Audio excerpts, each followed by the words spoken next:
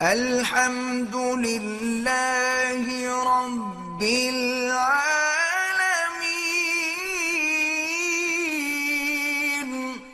میں عمرے پہ آئی ہوں، خواب میں پتہ نہیں کوئی بہت مجھے مارتا، یہ سب جھوٹی باتیں ہیں، برے خواب آتے ہیں، کسی کو بتایا ہی نہ کریں۔ حضور نے فرمایا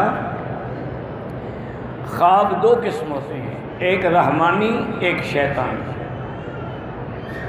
رحمانی خواب کی علامت تو یہ ہے کہ وہ تہجد کے وقت میں آتا ہے اور آدمی پاک صاف بستر پہ سویا ہو اور باوضو لیٹا ہو، اس وقت جو اس کو خواب آتا ہے وہ تقریباً صحیح ہوتا ہے۔ اگر وہ خواب تم نے دیکھا ہے اور صحیح ہے لیکن سمجھ نہیں آ رہا تو حضور نے فرمایا کہ ہر کسی کو نہ بتایا کرو، چونکہ خواب کی ایسی کیفیت ہے کہ اللہ رجل طائر، جیسے پرندے کے پاؤں پہ کوئی دانہ رکھا ہو نا، گندم ہلے گا تو دانہ گر جائے گا، یہ بھی جب تعبیر کوئی دے دے گا تو اسی طرح واقع ہو جاتا ہے۔ اس لیے ہمیشہ کسی عالم سے، کسی صاحب عقل سے، صاحب فہم سے جا کر اپنا خواب بیان کریں تاکہ وہ تم کو صحیح تعبیر دے، اور جب تک کوئی عالم نہ ملے ہر کسی کو نہ بتایا کریں کہ میں نے یہ خواب دیکھا ہے، کیونکہ خواب بڑی عجیب ہوتے ہیں۔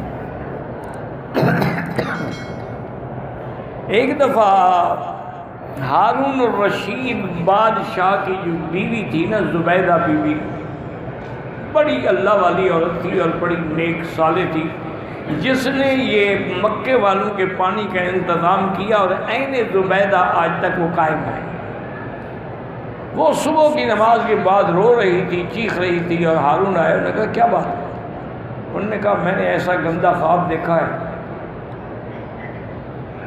کہ مجھے اب آرام ہی نہیں آتا۔ انہوں نے کہا وہ کیا خواب ہے؟ انہوں نے کہا میں نے خواب یہ دیکھا ہے کہ انسان بھی ہیں، گھوڑے بھی ہیں، گدھے بھی ہیں، جانور بھی ہیں، سب مجھ سے جمع کر رہے ہیں۔ تو میری تو چیخیں نکل گئیں۔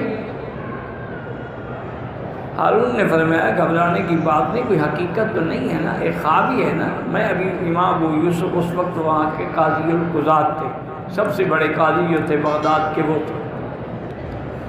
ان کو بلایا اور ان سے بی بی زبیدہ نے اپنا خواب پیش کیا، تو اس نے کہا بی بی تمہیں مبارک ہو، یہ تو بڑا اچھا خواب ہے۔ انہوں نے کہا عجیب بات ہے امام صاحب، کیسے اچھا خواب؟ انہوں نے کہا بھی جمع کر کے آدمی کو فائدہ ہوتا ہے نا، لذت ہوتی ہے، فائدہ اٹھاتا ہے نا۔ مطلب یہ ہے کہ تم کوئی ایسا کام کرو گی جس کا انسان تو انسان، جانوروں کو بھی فائدہ ہوگا۔ تو اللہ نے ان سے پھر یہ کام لیا، عین زبیدہ اس نے بنائی جس سے ساری دنیا پانی پی۔ پہلے مکے کا اور پانی کوئی نہیں تھا، انسانوں کے لیے بھی اور جانوروں۔ تو خواب بڑے عجیب ہوتے ہیں، اس لیے اس کی ہر بندہ تعبیر نہیں دے سکتا۔ کبھی جو دیکھا جاتا ہے اس کا الٹ ہوتا ہے۔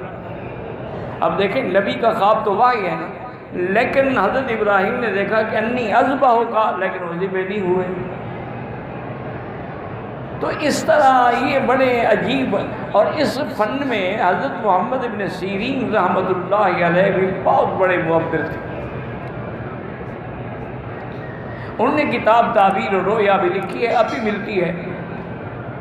ایک آدمی نے آ کے پوچھا ان سے خواب کہ حضرت میں نے دیکھا ہے کہ میری چارپائی کے نیچے اتنا بڑا لگن ہے اور اس میں انگارے جل رہے ہیں، دہک رہے ہیں،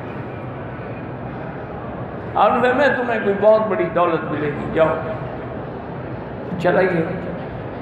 کچھ عرصے کے بعد پھر ایک آدمی آیا، اس نے کہا حضرت میں نے بھی خواب دیکھا ہے کہ میری چارپائی کے نیچے اتنا بڑا لگن ہے، اس میں انگارے دہک رہے ہیں۔ فرمایا اس کا مطلب ہے تمہارے گھر کو آگ لگ گئی۔ وہ حیران، عبداللہ حیران، نے کہا حضرت عجیب بات ہے، ایک آدمی خواب دیتا ہے، اس کو کہتے ہیں آپ کو دولت ملے گی، دوسرے کو کہتے ہیں تمہارا گھر بھی جل جائے گا، خواب بھی ایک جیسا ہے۔ انہوں نے فرمایا جس نے پہلا خواب بتایا نا وہ سردیوں کا زمانہ تھا، تو اس وقت تو آگ نعمت ہوتی ہے نا، ہر کوئی اس کے نفع اٹھانا چاہتا ہے۔ اس نے جب خواب دیکھا تو گرمی کا زمانہ، گرمی میں تو انگارے ہوں تو عذاب ہے، اس لیے میں نے اوقات کے مطابق تعبیر کی، اور وہی ہوا جو انہوں نے کہا۔